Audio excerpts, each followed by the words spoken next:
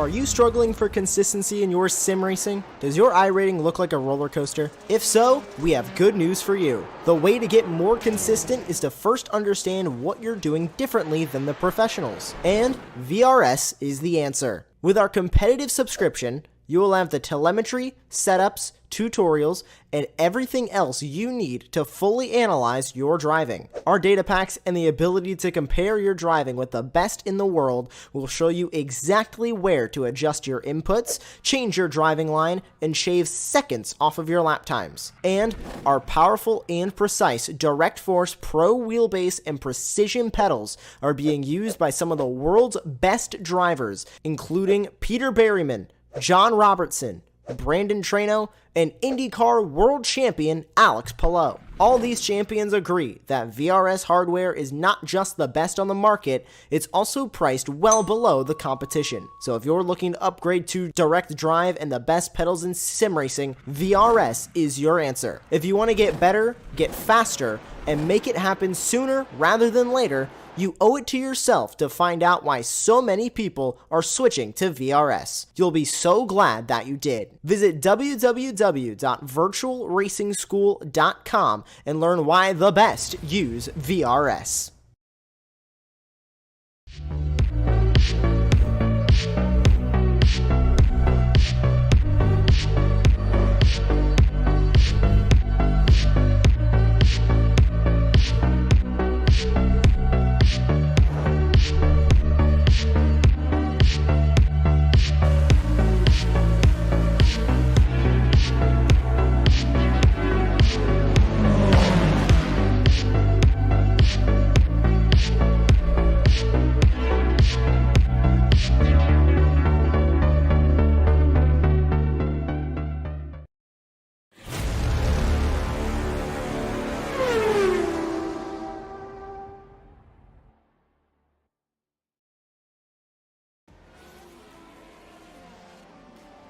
Welcome to the XSLR Championship as we return for round 11 and the penultimate round of the road section of the championship.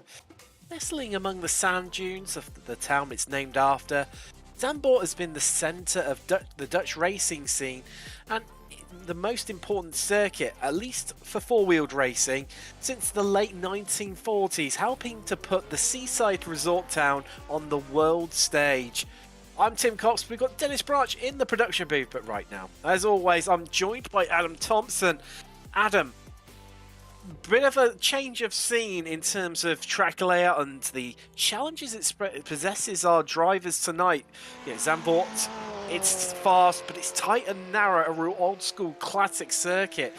And I'm sure we're in for a dramatic finish, but in very distant circumstances to what we experienced last week at Silverstone. Yeah, I don't know if that was a dig on me or not, Tim. I'm still trying to figure that out. Yes, it's definitely going to be a change of scene for sure because it's daytime. As everybody can see, the sun is full bore. Not going dark this time, I promise.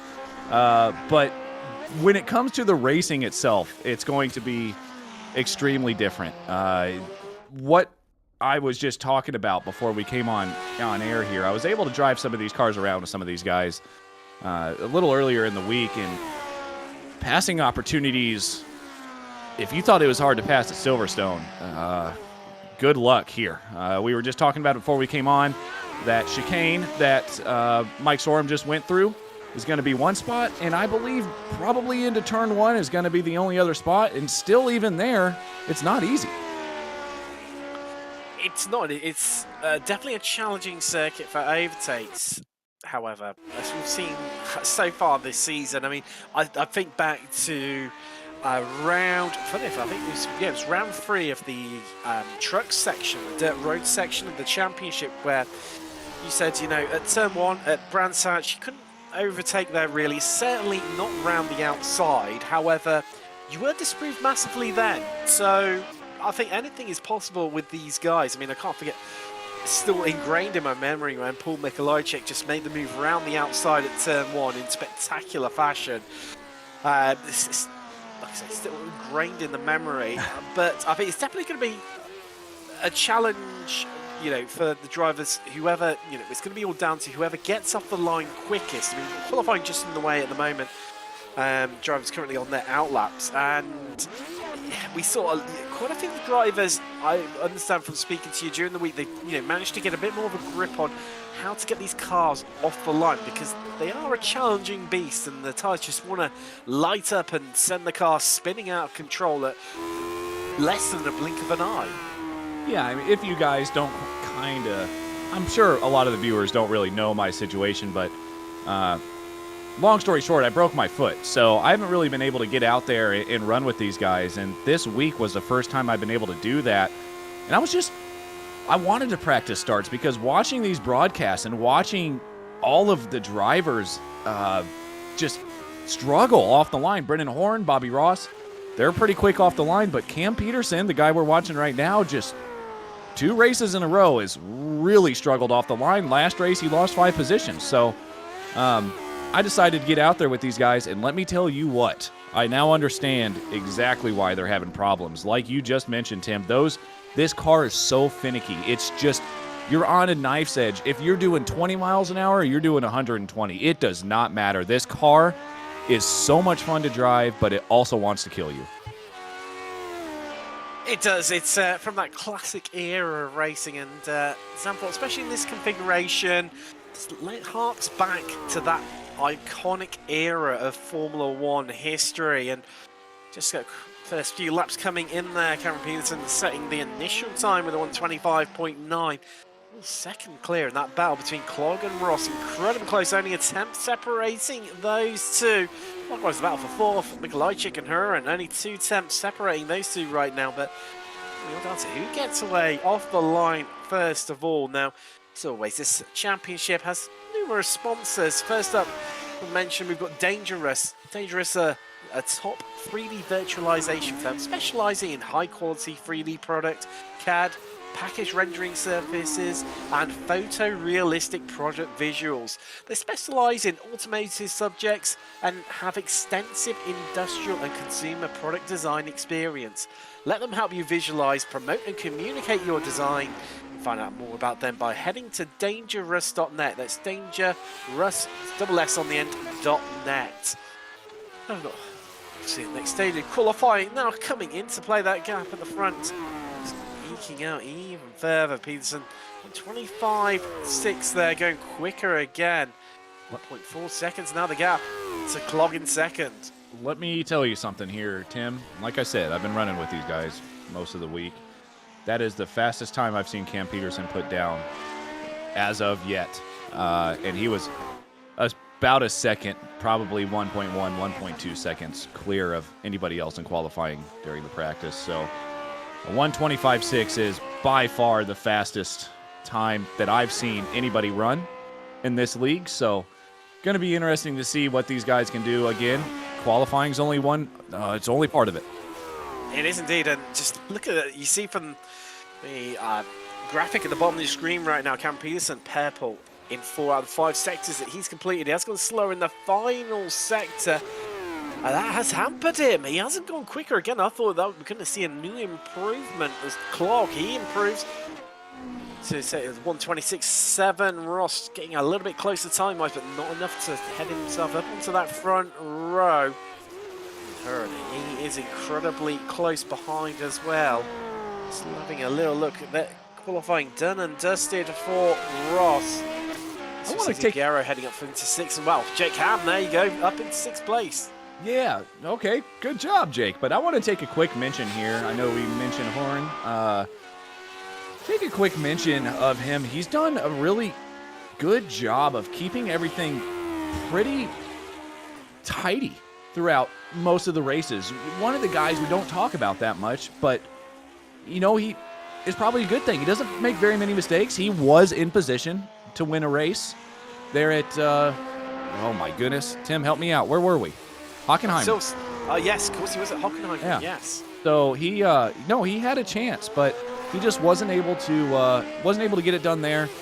I think consistency may be key here. Like I mentioned, passing is going to be difficult. So as long as you can keep consistency I think you're in for a really good chance of winning this race as long as you get ahead. If you can get ahead of whoever you're racing, it's going to be pretty hard. Let's just see Ham on the screen right now. He's got a couple of laps. He's got this lap and another lap left in the bag to try and get an improvement. He's setting a good benchmark by heading up onto that third row of the grid with his first lap. Looking pretty good so far. He is indeed, isn't he? Improvements on his own time in sectors 1, 2, 3, and 4. No improvement in 4, so in 5. But there we go. That's good enough to get him up a place into 5th. Ahead of Mikolajczyk. Still remaining on that third row of the grid for now, but he's got another chance to have a go at it and get potentially even further off. I mean, Brendan Huron's time isn't that far away from him. It's incredibly close by. As see Jaden Darling just pulling to one side. That's going to be 8th place for him. And, well, Jake Ham starting off this lap already with a green sector 1, so an improvement on his first sector. Yeah, watch out. He's coming. I know Jake Ham as well. I've talked to him quite a bit. We have some common interests, so I would call him somewhat of a friend of mine. And this guy, don't ever underestimate him. I underestimated him in the stock cars when I was racing. Shouldn't have done that.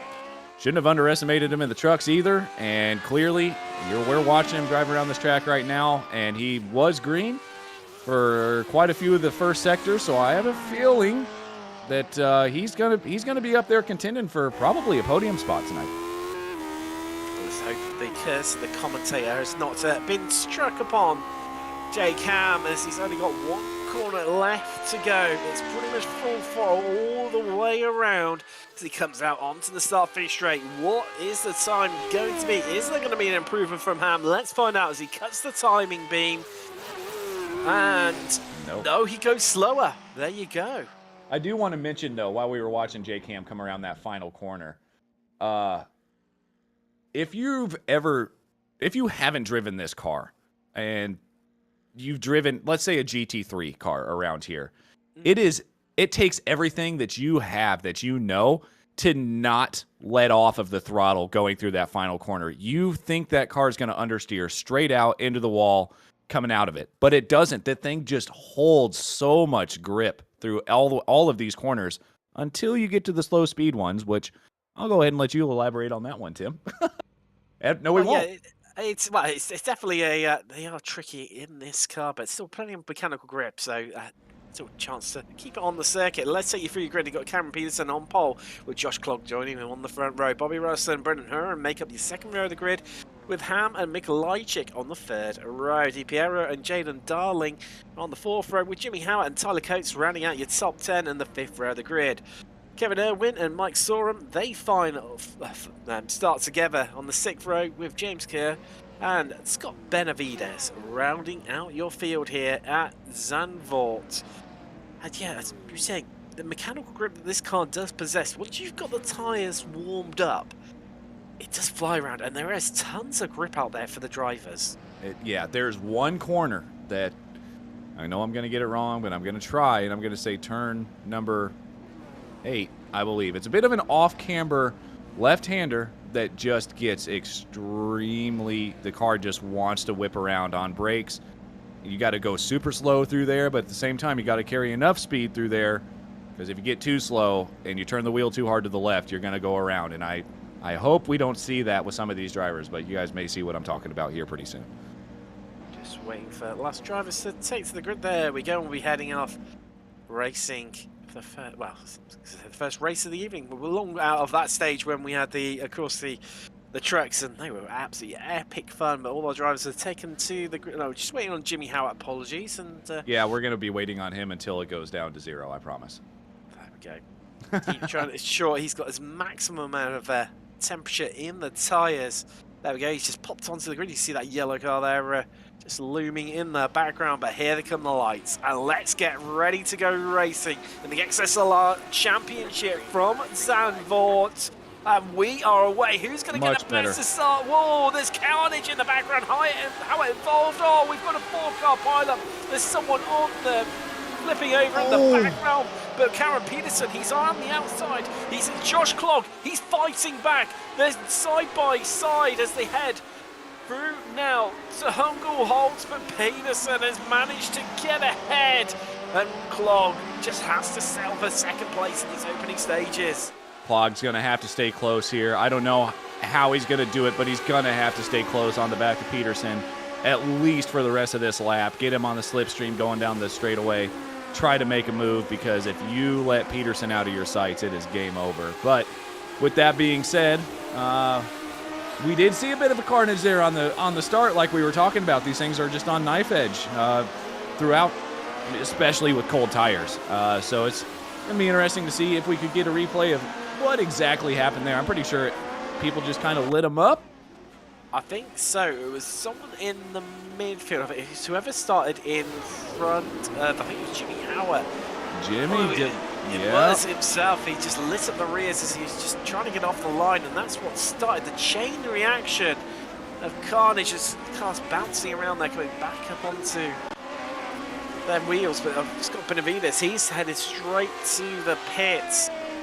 As we're just seeing our top three head out through the final corner, run down the start-finish line. And well, Cameron Peterson already 1.2 seconds clear, but there's a pass going on in the background here, potentially. As Tyler Coates, he's under pressure from Ham, down into turn one, and he said to keep an eye on Jake Ham, and well, there you go. Up a place into 8th. He's still down from where he started. He's dropped 3 places in these opening stages, but, well, making relatively easy work there. I say that as he just gets it up the inside of Mike Sorum there. He looks like he's going to drop another place after that contact. Yeah, no, this is going to be interesting to see how well these guys are going to be able to get through here. Don't know if Mike is carrying any damage or not. It doesn't look like it. I think Mike's honestly at this point just trying to stay clean, but Jake's on a man on a mission right now. That was an amazing overtake. Well, you just seeing the 80, well, Scott Benavides there, just dipping out. He's already a lap down after taking to the pits after that start line chaos. And so just to move out, we've also got Di Piero and Irwin as well heading to pit road. He's clear, he's trying to capture some of that damage as James Keir as well. He's headed in after some sort of incident out on track. But now we see, well, Ham already onto the back of Darling, and he's being the perennial hot knife through butter in these opening stages on this recovery drive. He is, and you've got to just know that once Jake is able to make the move on Darling, as long as it's a clean move, once it starts getting past Darling is when you're going to have to start fighting just a little more. Paul Mikolajczyk, Bobby Ross, Brendan Horn, Josh Clogg, those guys are all pretty quick. Now, I'm not saying that Jake can't do it. I know Jake has the pace, but it's just going to be if it's possible, you know. I mean, we're already seeing here kind of these overtakes.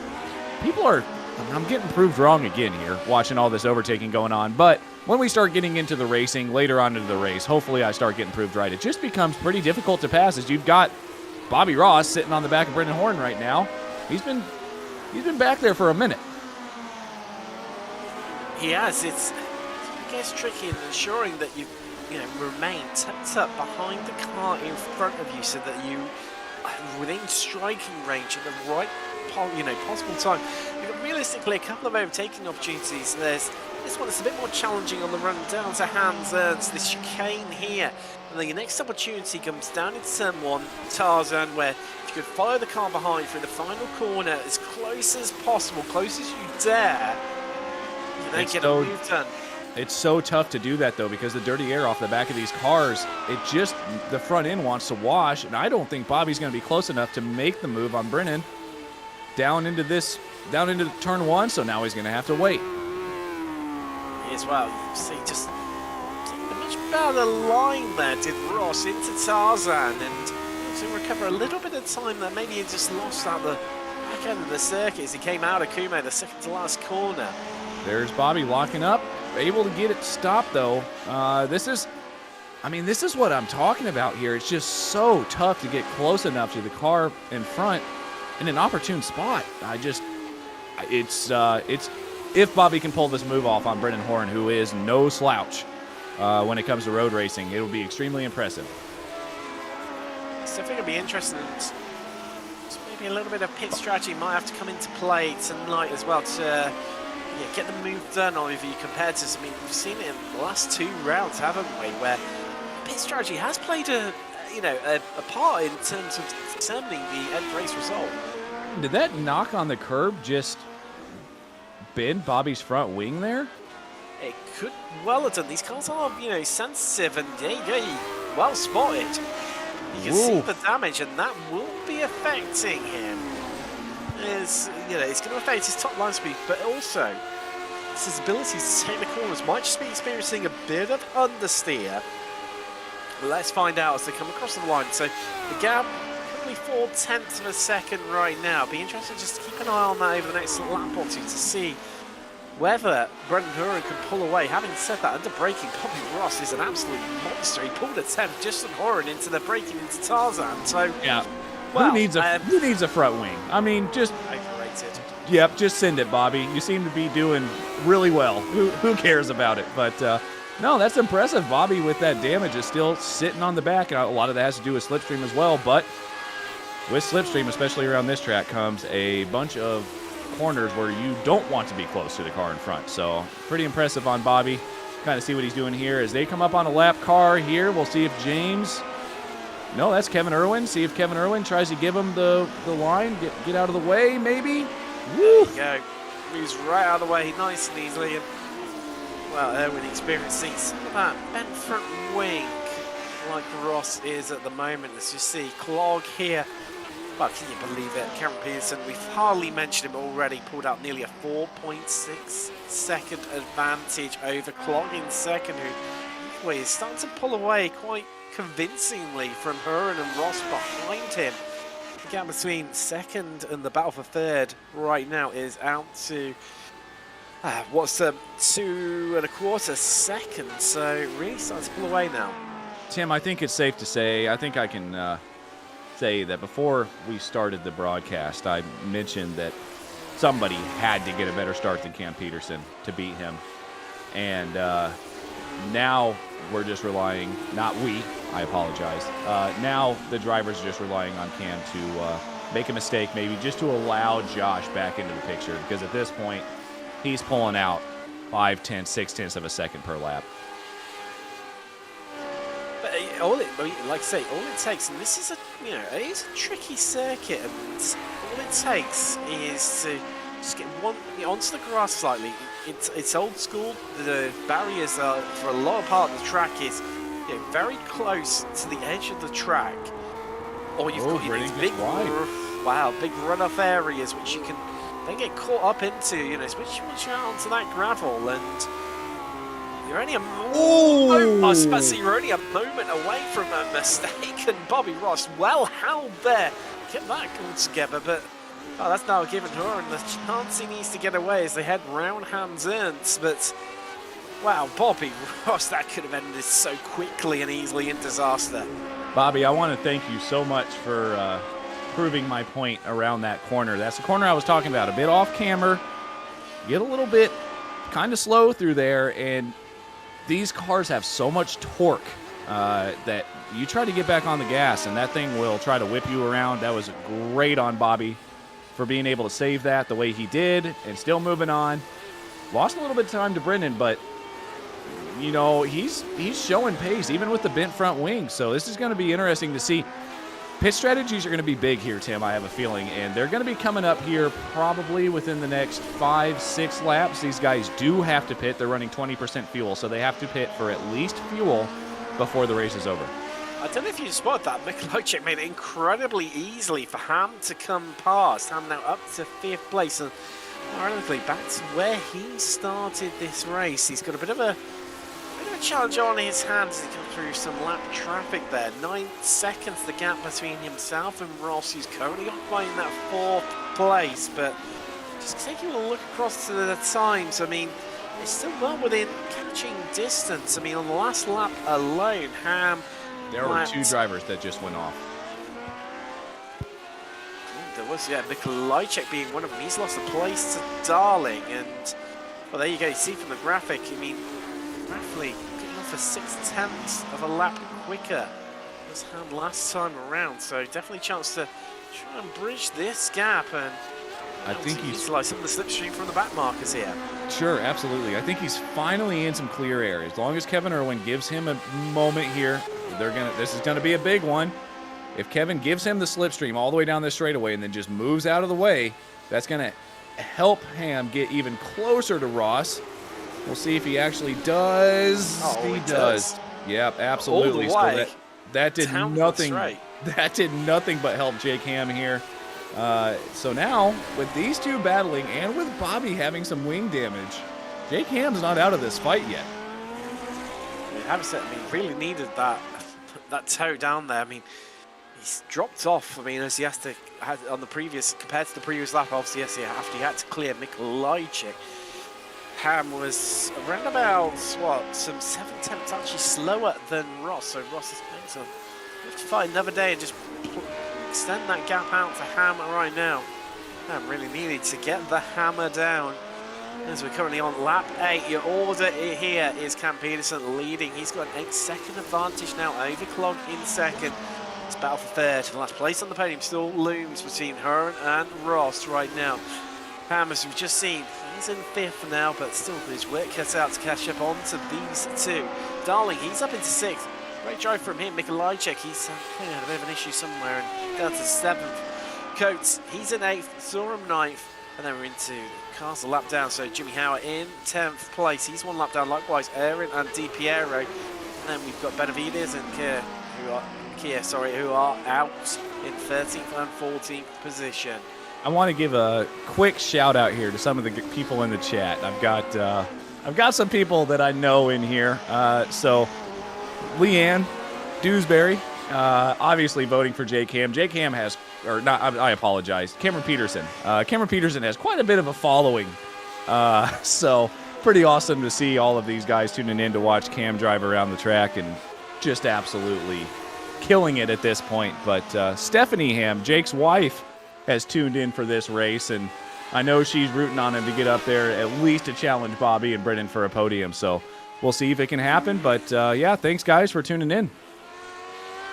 Definitely always great to have you all on board here at Apex Racing TV, and wow, it's going to be interesting to see how this one pans out. We've got a couple of close battles emerging on circuit.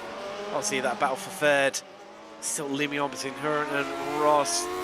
Likewise Mikolajczyk, he's got Tyler Coates not far behind him, has he? Just looking at that one, and sorry, no, apologies, it's Darling in front of him even. Yeah, Jaden's no slouch around. I know Jaden's been putting a lot of work in to try to get better at these cars. This is not his strong suit. His strong suit, he's a big rally driver when it comes to iRacing. So for him to go from rally, which isn't even the pro trucks that we ran, into these asphalt road portions, especially in the Lotus 79, it's a big jump for him. But Jaden been keeping it clean so far and just kind of doing his own thing. So Jaden's doing a great job, and we do have a shout out for Jaden as well. Ryan Barber watching Jaden tonight. Well, Mikolajczyk, his first driver to dip out and head to the pits there. You saw that one. And that's going to give Darling a bit of breathing space right now. But talking of breathing space, well, Ross is certainly not giving that to her, and there's a slight mistake from Brendan Hearn there. Just locking up, but however, he's managed to keep hold of that position for now, and I think just the complexness of trying to get past around this circuit is probably what allows him to stay in that position. Yeah, and this is what I've been talking about all night, which is unfortunate. When we put this race on the calendar, 79's around the old Zandvoort. What would be better, right? Well, this is kind of why I believe that they don't race around the old Zandvoort anymore, because there really isn't very many passing opportunities, and Bobby is just doing what he can to get around Brennan. But unless Brennan makes a big mistake, Bobby's kind of just a passenger in his own car right now, riding around in fourth. it's going to be, I think, definitely this one's going to be sorted out during the pit stops now. Good opportunity to hear from one of our other sponsors for this series. It's Nexus Fab. Nexus Fabrication specialise in metal fabrication and manufacturing for commercial, residential and custom projects, full of signage, furniture and metal repair work. You can find more about them by visiting nexusfab.com. While we're on Nexus Fab, Tyler Coates is with Nexus Fab, and just wanted to give a big shout out to Tyler. We're getting closer to the end of the season, so big shout out to Tyler for doing everything he's done for this league and allowing us to get broadcasted by Apex. It's a pretty cool thing for all of the drivers to go back and watch, and we're getting a bunch of recognition out there from people we never thought we'd get recognition by. So thank you, Tyler, very much for doing that, and thank you, Nexus Fab, as well. I do love that livery as well that he runs. It's that sort of mix between that bronze and then like a matte of like purpley brown colour. It's although it doesn't it's not eye popping compared to like glaring colour. It just looks really classy and classic. Here's the thing, Tim. I'm not trying to toot my own horn here, but somebody made that paint for him, and it was definitely a bit of a mix between Rob Schwankler, who made him the design, and then I spec mapped it as he goes off the track. But nope, got back on. We're all good. But it's a great paint, and it's awesome to see him out there running, getting better every week. That's all you're saying is you're taking some of the credit there for it. Maybe a little bit. Well, if you just see these two, wow, they're closer than they have ever been. Huron versus Ross for this last place on the podium here at Zandvoort in round 11 of the championship. Of course, the third round of the road section. Tim, I've asked you this every week. What do you do for Bobby Ross in this situation? Pit stops are now. The pit window is open. We're more than halfway through the race. What do? Do you come in early if you're Bobby Ross, take some fuel, get in some clean air, and hope Brennan doesn't come in? Or if Brennan comes in, do you allow yourself that clean air for a lap? Now, this is the tricky part, being well, there you go. There's our leader. He is in, Cam Peterson, in from the lead on lap 13. Brennan's in and Bobby's out. Bobby stayed out. That's interesting. He's electing to take tires.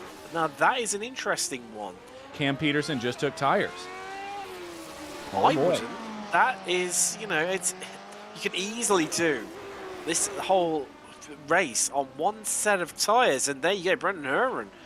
He's clearly been to the school of thought there, electing not to take tires, just purely fuel. It's all about what Robbie Ross can do. Yeah, so now Bobby coming up onto a lap car here at Jimmy. Jimmy's gonna. I know Bobby's on the horn right now, asking Jimmy to get out of the way, as he does.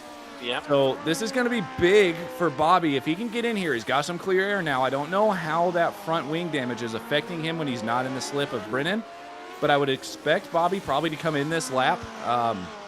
The big thing's going to be here between Josh Clogg and Cam Peterson, because Peterson took tires and Clogg has yet to pit. I mean, you don't lose a dramatic. It's not compared to some other cars where you lose a dramatic amount of time from 20, 30 seconds at a time from taking those tires. And maybe just Cam Peterson feeling that so comfortable within his own skin and his position in the race right now that it's fine. I'll just take new tires and off I go again and start again. Another lap. Well, clearly feeling like he was tucked up, too much behind. He just ran a personal best. Well, there you go. Behind Huron, that he's now got some clear air. The car is, going to be at its lightest point behind, bar the end of the race. So just keep smashing out almost quali-style laps to get the jump on your competitor. And I think that's going to be his only strategy, to see a new personal best there from on the previous lap on Cam Peterson on 25.4 being shown up right now. And Jed Darley, he's just heading to the pit, so yet to stop so far. Josh Clogg, Bobby Ross first and second, obviously, and Jake Ham currently occupying that fourth place. This is going to be interesting. Whoa, Bobby! Whoa! I think that's a sign of just how hard he is pushing right now. Yeah, no, that corner will bite you if you're not careful, but Bobby reins it all in. See how much time he lost? He just ran a personal best. He was about 3/10 of a second faster than Brennan on the last lap, so kind of going to see here. I would assume Bobby going to be in the pits this lap. Oh, my goodness, getting wide. I think he's starting to push now, and we're about to find out what happens here. It's going to be in, surely. There you go, into pit road. Oof. Likewise, clogs in as well. So Cam Beeson heads through. He's back out into the lead. But it's all about that battle for me. Yeah, for this is third place. So Brennan right now, don't know where Brennan is on track, but I would assume Brennan's coming down. I do believe this is going to be close, but Brennan's going to have him. I just think that the little bobble there going into the, whatever corner that is, definitely probably cost him that position right there. Yeah, it was on the exit of Kume, second to last corner, and equally as well, surprisingly, from the pace that Ham was displaying, I thought he might have caught a bit more up onto the her and Ross battle. However, quite able to make hay while the sun was shining with that low fuel load for Ham. This is going to be interesting, too, to see if Jake's going to be able to make it to the end. I don't know, what lap did Jake come in on? So Jake came in on lap 14. And our earliest stopper was Mikolajczyk, who is the pit road on the 10th lap, but you can easily do to the end on that fuel load, so that shouldn't be a factor. Yeah, so yeah, Jake is now, this is all down to on track. We're going to see, first of all, what this battle between Brennan and Bobby is going to do to their pace, and see if Jake can start making some inroads here, lap after lap. He's only got about 5 to do it, so it's going to be interesting to see if he can get it done. It's a big tall order for Ham, but if anyone can do it, he can definitely give a good old shot. And interesting to see as they come around across the line. Of course, they're going to have the pit lane times in there, so it's not going to be a true representation. It's going to be with onto lap 17, then we'll get a true idea of what sort of time these guys are setting out there. Now, let's just say for another one of our sponsors for this series, the Chet Duranic Crohn's and Colitis Foundation. They're a non-profit, volunteer-fueled organisation dedicated to finding cures for Crohn's disease and ulcerative colitis and improving the quality of life of children and adults affected by those diseases. You can find out more by heading to the Crohn's Colitis Foundation.org website. Make sure you check out that brilliant charity. And well, that's Di Piero. That's the second time I believe that he's into the pit. So well, it depends on when his first pit was, because I know he was battling damage. He was one of the drivers caught up in that, that action. Well, the action, the carnage on the start line that was happening. So he's having to just give a bit of a splash and dash, and he'll be on his way once again. Yeah, he's already out, but he's found himself behind Erwin now. He's up to 11th. I'm kind of looking here. Cam Peterson, at the moment, has gotten to Mike Sorum, who's right ahead of him, to lap. So, man, at this pace, he's probably going to be lapping 7th place by the time this race is over. Could you imagine being in 7th place in a race and being a lap down? No, because I never normally finish that high up, so no, I couldn't. To answer that question, certainly in single seaters. I'm a sports car driver myself, but I do enjoy. Having said that, this car I do absolutely adore, especially some classic circuits. I mean, this and Brands Hatch is an amazing combination. Likewise, I normally hate Bathurst, but this car does go very, very well round there. It's obviously largely part to the amount of mechanical grip these cars had.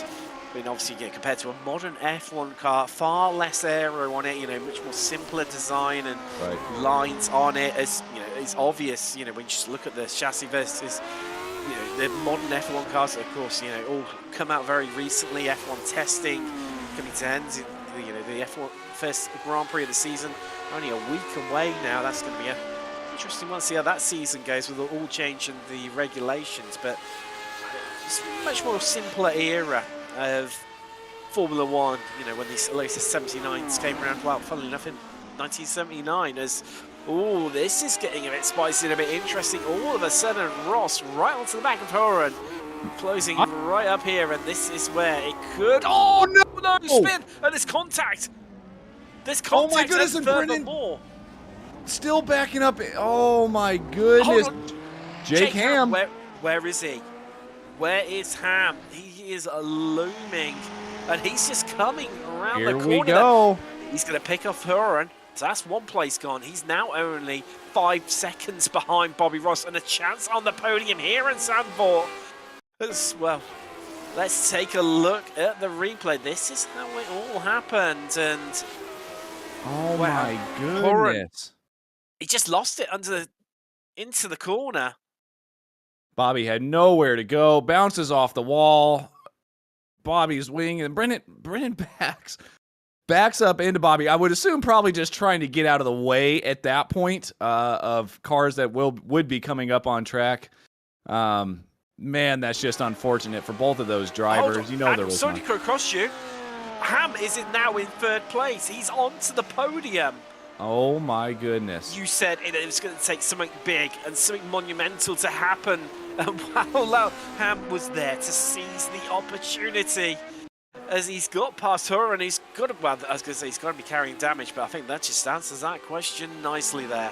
Well, I promise you, if Stephanie Ham is still watching this race, they do live in the same household, and I'm pretty sure Jake can hear her yelling at about this point, but that is unbelievable what just happened there. I mean, again, when it comes to Bobby, it's, oh yeah, Brennan's, they're both driving down. Brennan's dog tracking down the pit lane. Bobby seems to be okay, but probably not good enough to continue. But there it is. That's all it took. One mistake. Well, look, that's Mikolajczyk just heading through the heat. Oh, incredibly, he is up into 4th place. Another driver seizing the opportunity from someone else's misfortune, however. Horan is only 2 seconds behind. There's 2 laps here remaining at Zandvoort. The XSLR Championship. This is game on potentially here. It is for definitely. I don't want to say that Paul doesn't have the pace, but we've been watching this battle between Brennan and Bobby for most of the night, and we know both of those guys are pretty quick here, so Paul's going to be hanging on for dear life here for the next lap and a half, but we haven't really been talking about Cam, and what is there to say? 16 seconds ahead, just masterclass. As once again,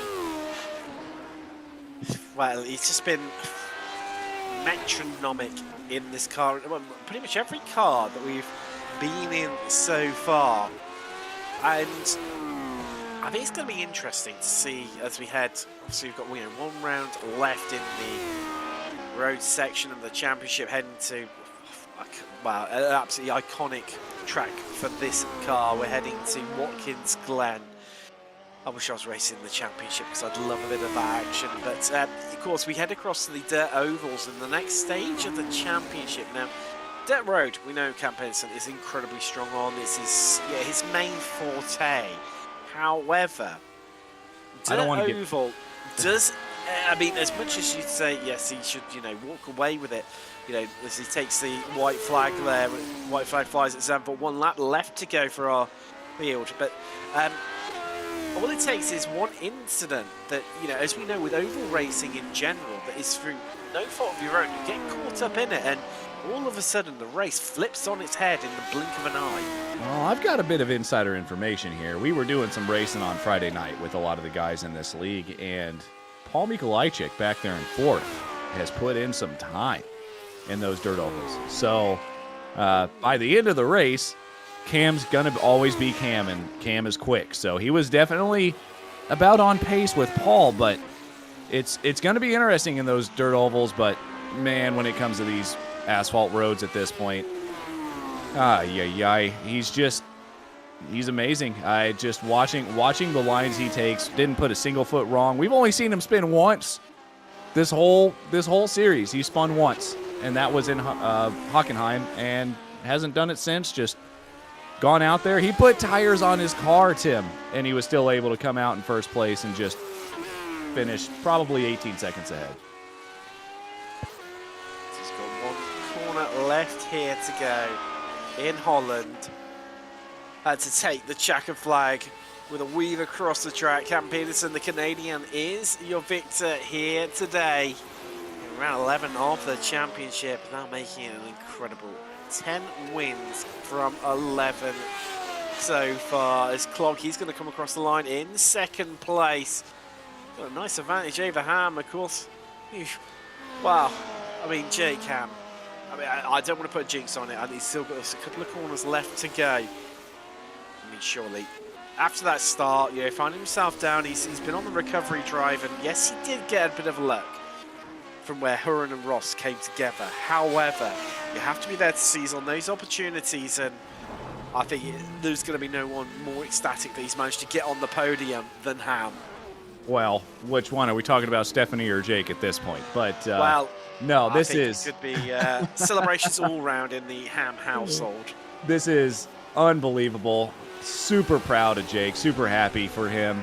He's been, gotten caught up in some incidents here for the past couple races. So to see him up there finishing on the podium with Paul Mikolajczyk also benefiting from that incident between Brennan Horn and Bobby Ross, comes home fourth.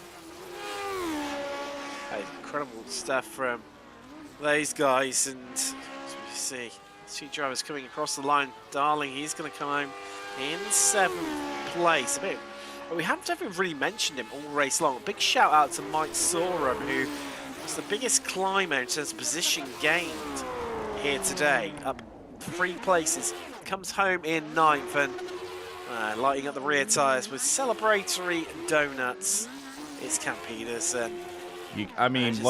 What can you say? You can't say anything. I'm getting used to it at this point. It's a surprise if he doesn't win.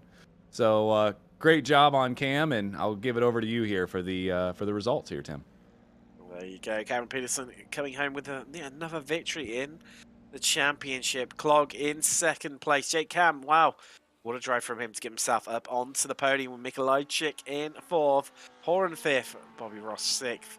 Obviously after there, coming together, which meant he got demoted down through the field. Darling 7th, and last driver on the lead lap with Coates, Sorum and Howard, 1 lap down each. And rounding out your top 10, DiPiero and Irwin, 11 12 respectively, 2 laps down, they're into retirements. Scott Benavides, we lost him on lap 5, and James Keir, we lost him on lap 2. And rounding out your field now, quick mention from one of our final sponsor for the series, Shears Salon, located in Grand Forks, North Dakota. Shears Salon, if you trust your peers, and come to Shears by finding out more, you can head across to Facebook and search for Samantha at Shears Salon. Now, I think let's have a bit of a chat, and I think we're all getting a little bit becoming a really common thing, but once again, Cameron Peterson, yet another victory in the XSLR Championship. Well, I think after that initial first half a lap where you were locked in a bit of a battle with Josh Clog, it was then smooth sailing and just able to pull away.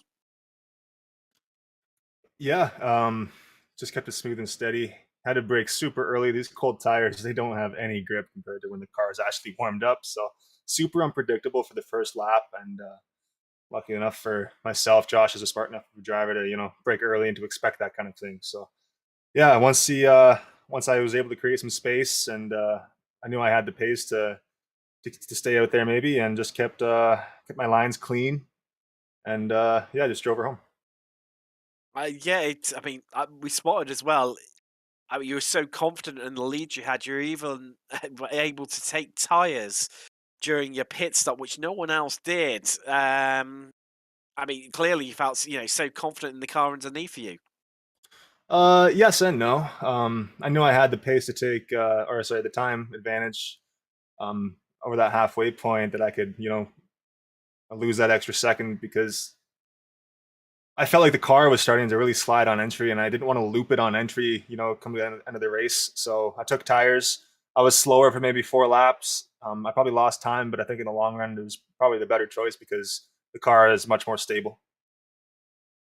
Next time out, we're visiting Watkins Glen. How are you feeling about that one? I'm pretty confident about it. I haven't yet done any laps in this car, but I have lots of time on that track. So I think it should be good. Hopefully, I can actually get a good start like I did today and not last week. But yeah, I think I'm just looking forward to it.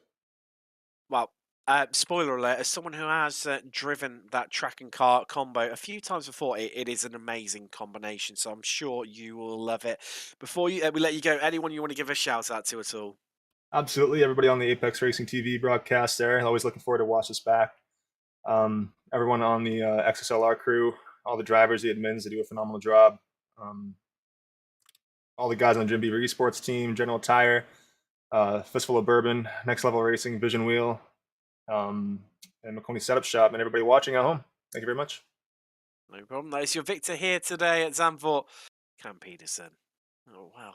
Let's have a little bit of a chat with, I think, a second place driver for yourself, Adam. Let's have a chat with. Well, he had a bit of a quiet race, but in the end, came over a convincing second. Now joined by Josh Clogg. Hey, Josh. How's it going tonight, man? We really didn't cover you that much tonight, but normally that's a good thing. I guess first thing I'm going to ask you is walk me through the start. It looked like you had a chance, but just wasn't quite there. Yeah, good evening, by the way.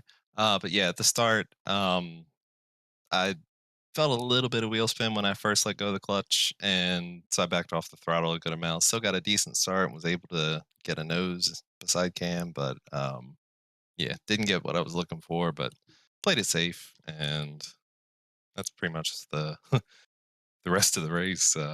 Yeah, hanging out in second and just trying to do clean laps. Yeah, no, I mean, I'm trying to think of things to ask you here because you really were just Mr. Consistent tonight, just waiting on Cam to make a mistake, which normally he doesn't, but every now and then he does. I know you're there to capitalize on it, but extremely consistent throughout the night. Things go a little bit better when the lights are on, huh? Yeah, a little bit better. So, no, man, I guess, what are you thinking about next week? How are you feeling in the car around Watkins Glen? Ooh, I was wondering what track it was. Well, there you go. That'll be. I don't know. It'll be interesting around Watkins Glen. The car's kind of odd. It understeers a lot, so you gotta trail brake or just slow down early and ease it through. So those high speed corners that might be a little rough in this car. We'll see. Yes. So, I mean, if you ask Tim Cox over here, he says it's one of the best car track combinations on iRacing. So Okay. I All hope right. you don't let him down here. But anyways, man, anybody you want to thank, anybody you want to shout out before we let you go? Yeah, fiercely forward crew. Um, Much appreciated for all the racing. We had a rough race this weekend, but we'll turn it around. All good. All right, awesome, Josh. Well, thank you so much for your time, and we'll hope to see you next week in Watkins. All right, sounds good. Thanks, guys. And next up lineup for you, Adam, is, well, what's sure is going to be an incredibly excitable and happy Jake Ham, who finished in the last place on the podium, third place.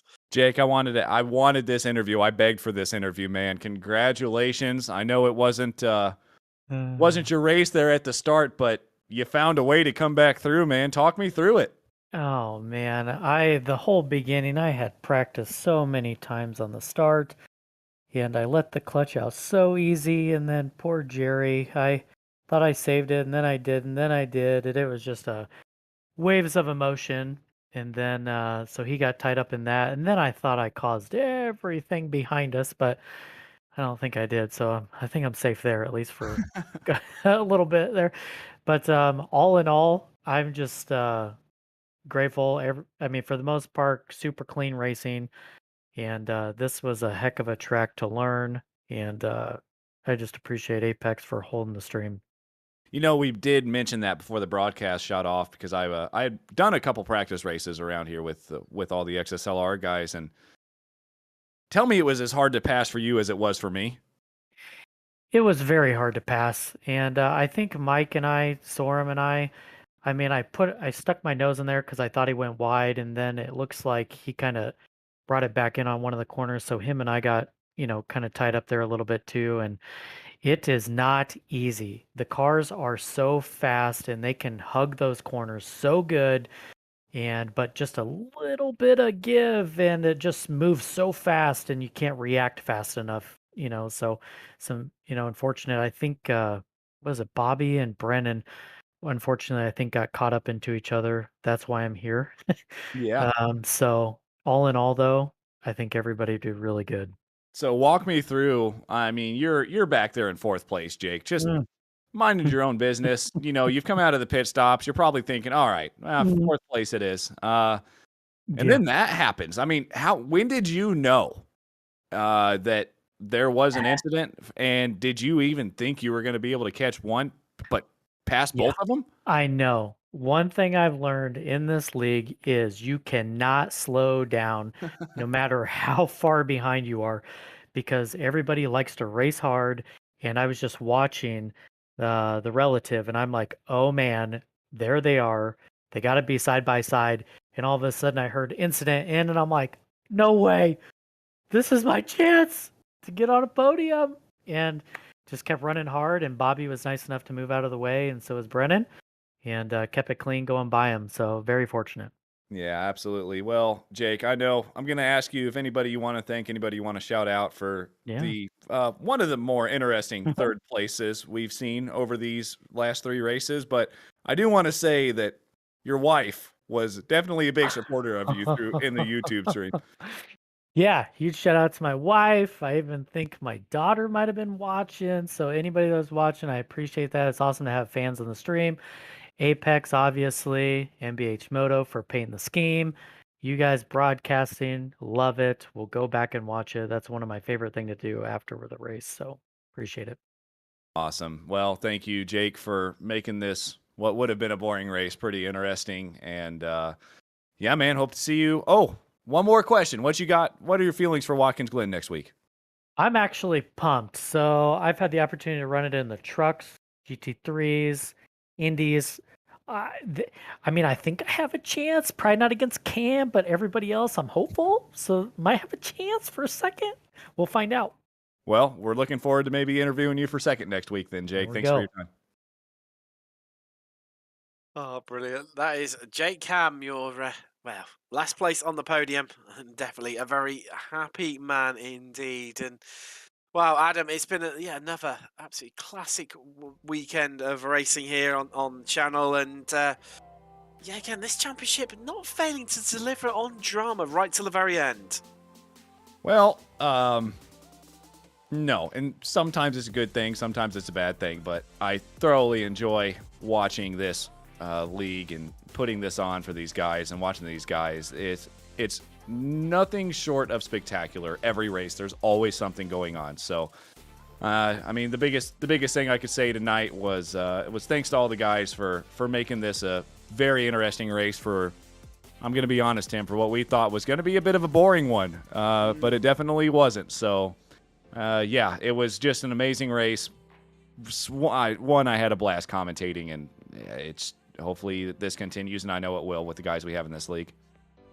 I'm sure it will. There's not been enough action for you coming up in literally a couple of minutes' time on the channel. It's the Colorado Karting Tour in the GT4s as they head for round 6 to the Virginia International Raceway. And then tomorrow night at 8 p.m. GMT on the channel is the ARL Mazda Cup.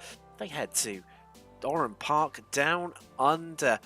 Well, it's been another epic race in this championship once again, with spills and spills and drama right to the very end.